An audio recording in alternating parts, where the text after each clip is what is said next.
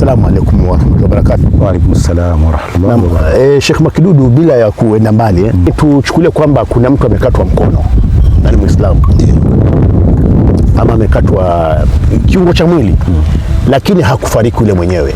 Watu wameokota mkono ama kiguu, ama kule hospitalini utapata kwamba watu wasukura wakatwa miguu, mikono. Allahu akbar. Mwenyezi Mungu atupushe na hayo. Mwenyezi Mungu atupushe. Tuendelee maradhi aweke kando. Amin. Sheikh, kile kiungo kilichopatikana mwenyewe yuko hai, je, chafanya mambo manne ama kile kina hukumu yake nini?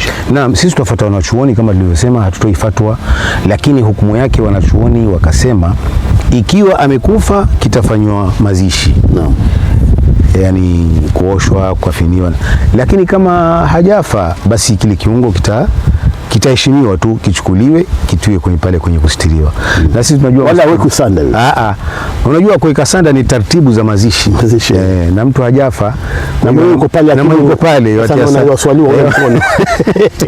watia sanda mkono wake na yuko pale, angalia hiyo itakuwa yani, alafu akifa afanywe tena sanda azikubara vile. Kwa hivyo hata hospitali yetu nafikiri kuna sehemu ya kustiri vitu kama hivi. Kwa hivyo tutawaachia mkono wauzike, sisi tuchukue mtu wetu tushukuru tu tuje nyumbani. Naam. Kwa hivyo yeye kama mwenyewe uko pale, lakini anaona ule mkono wako unastiriwa tu, lakini si kwamba unafanya mambo manne.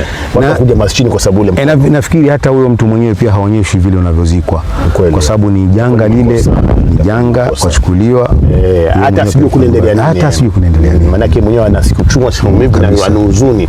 Kwa hivyo kwamba nafikiri imeeleweka. Naona shukrani kwamba hiyo message ishafika vizuri. Shukrani.